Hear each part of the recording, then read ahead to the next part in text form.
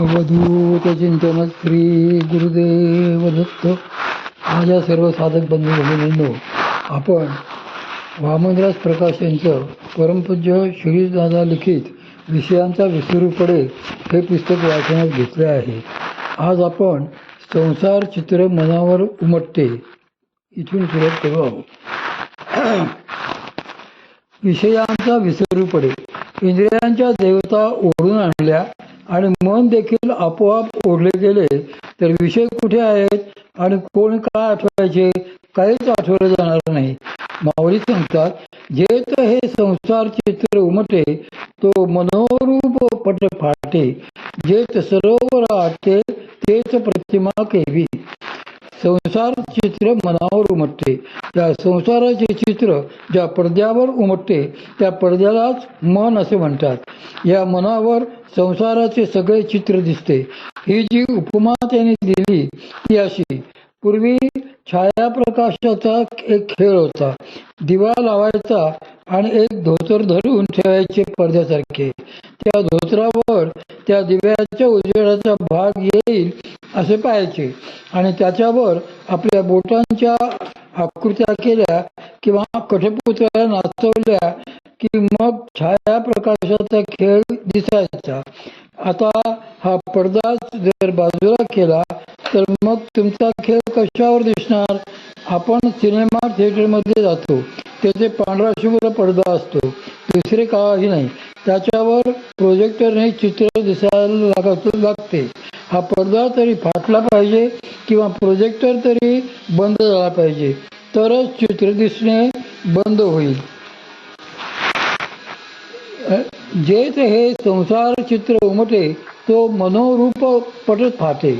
संसाराचे चित्र ज्यावर उमटते तो मनोरूपी पडदा फाटला. हे चित्र उमटले कशामुळे?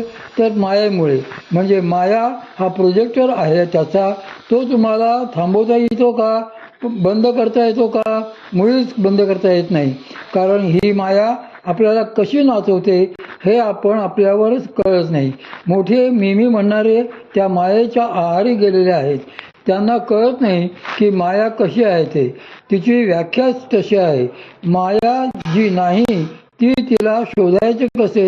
कबीर महाराज म्हणतात, माया की गती छाया जैसी घरे चले तो धावे, पीठ फेर के चल दिए तो पीछे पीछे आवे. अशी या मायेची गती आहे. हिला धरायला जावे तर ती पुढे पुढे धावते आणि तिच्याकडे दुर्लक्ष करायचे तर ही मांगुटीवर येऊन बसलेली. या मायेला आपल्याला थांबवता येत नाही. पण माया ज्याच्यावर उमटते, ज्याच्यावर सगळा प्रपंच दाखवते, तो पडदा आवरणे आपल्याला शक्य आहे. तो मनोरूप पट फाटे. त्या मनाला भगवती शक्ती ओढून घेते. जेच सरोवर आटे तेच प्रतिमा केची. सरोवर आहे, त्याच्या काठावर वाकून आपण आपले प्रतिबिंब त्यात बघतो. पण समजा हे सरोवर जर एका मिनिटात आटून गेले, पूर्ण कोरडे झाले तर प्रतिमा दिसते का? दिसते का की आपल्याला? तैसे मन हे मुद्दलच आहे, मग अहंभावाधिक के आहे, म्हणून शरीराची ब्रह्म होये अनुभव येते. प्रपंचाचे मुद्दल मन असा त्यांनी तेथे सरळ नियम सांगितला आहे. हा जो प्रपंचाचा व्यापार चालतो या व्यापाराचे मुद्दल आहे ते मन. तैसे मन हे मुद्दलच आहे, मग अहंभावाधिक ते आहे.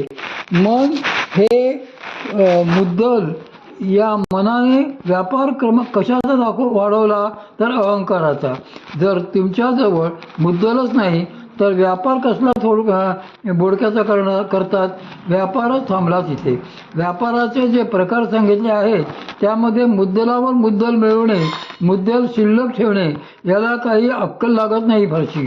मी 50 रुपये घेतले आणि आयुष्यभर 50च रुपये आहेत माझ्याजवळ व्यापारात, तर याला काही अक्कल लागत नाही.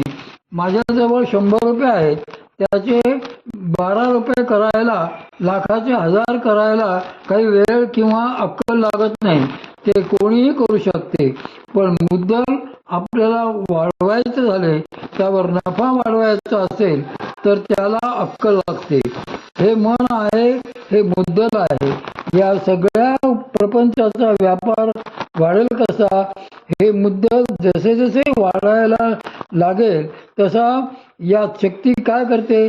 जर तुमचे सगळे मुद्दलच जप्त केले तर मग व्यापार कसला? हा व्यापार ती होऊच देत नाही.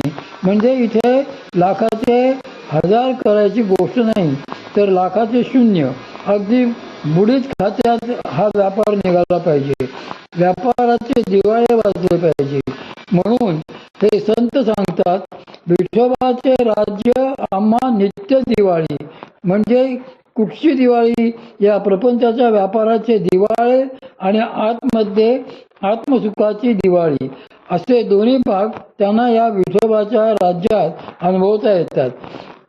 तैसे मन हे मुद्दल जाये, मग अहंभावाधिक आहे, म्हणून हे शरीरेची ब्रह्म होये अनुभव येतो.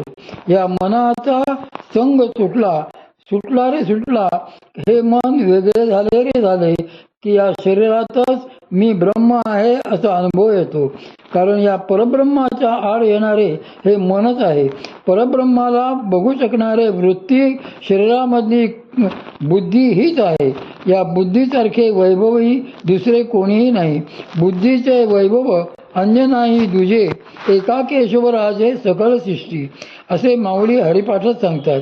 पण या बुद्धीला परब्रह्माला बघता येते का? तिला हे जे मन सारखे मध्ये मध्ये लिडबडते ते परब्रह्म बघूच देत नाही. हे मनच आवरले एकदा की खेळ संपला. म्हणून माऊली म्हणतात की जी भगवती आहे तीच ते आवरू शकते, कारण तिला शक्य आहे. जशी वासनेला या मनाला प्रपंचाची सवय आहे, तशी या भगवतीला परमार्थाची सवय आहे. या आवरण्यासंदर्भात मामा एक सुंदर उदाहरण द्यायचे. पक्क्या खवय्याची गोष्ट. एक पक्का खवय्या होता, जबरदस्त खाणारा. एकदा गावातले काही लोक त्याच्याकडे गेले. ते म्हणाले, आमची अशी पैज लागली आहे की तुम्ही एका बैठकीत जर 100 केळी खाऊन दाखवली तर आम्ही तुम्हाला मानायचे आणि 1000 रुपये आम्ही तुम्हाला द्यायचे. ज्यांनी हे पैज लावली आहे त्या मित्राकडून 1000 रुपये मला मिळतील, तर तुम्ही खाऊन दाखवाल का? 100 केळी मी घेऊन आलो आहे. तो म्हणाला, थांबा जरा एक 10 मिनिटे मला द्या, मी आज जाऊन येतो, मग तुम्हाला सांगतो. हा घरात गेला आणि 10 मिनिटांनी बाहेर आला. म्हणाला, हो नक्की खाऊन शकतो मी केळी. 100 केळी आणा इकडे समोर. हे म्हणाले, तू आज जाऊन बायकोला विचारून आलास की काय? कोणाला विचारून आणि कुठे ठरलेस तू हे? तो म्हणाला, काही नाही हो, मी आज जाऊन 100 केळी खाऊन पाहिली. तेव्हा माझ्या लक्षात आले की आपण आणखी 100 खाऊ शकतो. मनाची घडण्याची प्रक्रिया म्हणजे हा सवयीचा भाग आहे. वासनेला आणि मनाला प्रपंचाची अशी सवय आहे, ते कधी पुरे म्हणणारच नाहीत. या भगवतीचा प्रपंचाला आवरण्याची सवय आहे, ती सुद्धा कधी पुरे म्हणणार नाही. ही भगवती सद्गुरु कृपेने जशी जागृत होते तशी ती प्राणांना ताब्यात घेते.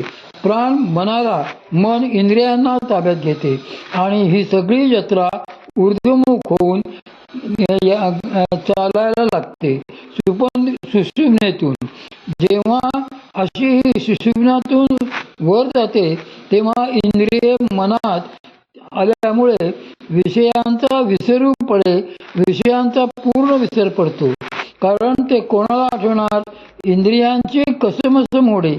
या इंद्रियांच्या देवताच आत आणल्यामुळे इंद्रियांची कसमस त्यांची धावपळ मोडते.